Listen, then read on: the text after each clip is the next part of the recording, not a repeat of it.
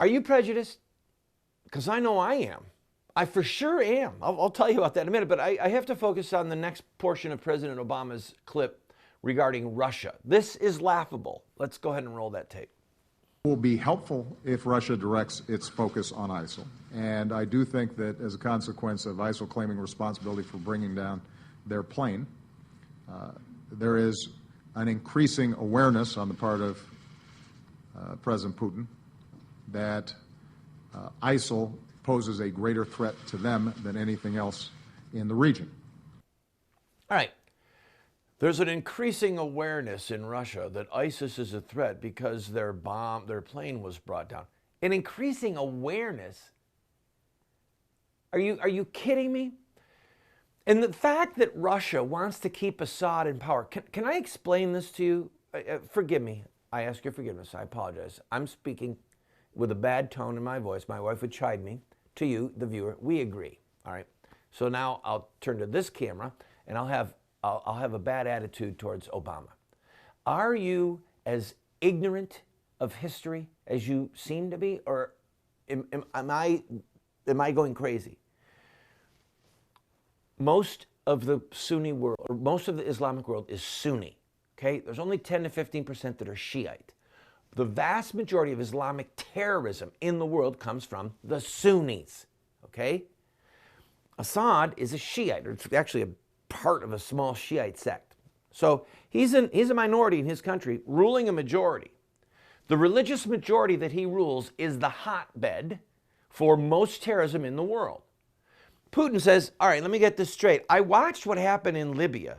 They took down Gaddafi, and now Libya, he was a dictator, he was a bad guy, but they took him down, and now Libya is in a shambles. And there are large swaths of land controlled by ISIS terrorists. They're killing people there. They're using it as a training ground. They attack Benghazi. And I'm going to sit back and go, well, let's see. I want to take down another dictator. Let's see what the Sunni terrorists can do in Syria. It's awesome what they're doing in Libya. Maybe they can do the same thing in Syria. No, I shouldn't be sarcastic. It's in Russia's interest. If you have to choose between Assad suppressing Sunni terrorism and Assad being toppled, and then ISIS and so-called moderate Muslims of the Muslim Brotherhood, if you have to choose between them controlling Syria, which they will, which do you pick?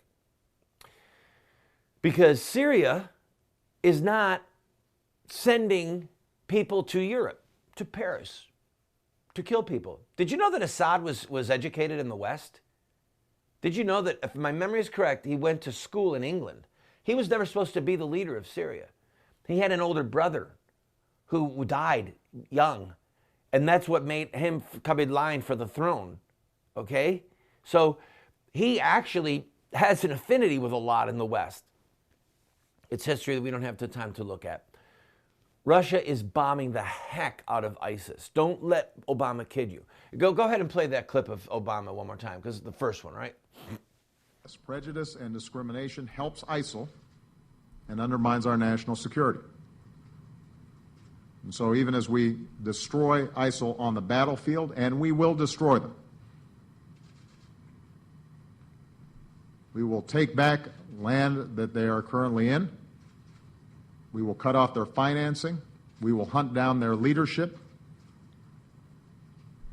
We will dismantle their networks and their supply lines, and we will ultimately destroy them. Even as we are in the process of doing that, we want to make sure that we don't lose our own values and our own principles. All right, again, Obama's a tough guy. We're going to do this. We're going to do that. Wait a minute, Mr. Obama. You said that they were the JV team. On the very day of the Paris attacks, you said that they had been contained. Do you understand, friend, listener? He's a liar. He's a deceiver. And part of our duty as Americans, all right, who love truth, love justice, fear God, love our country, we have to say the truth about that man. This president is an evildoer.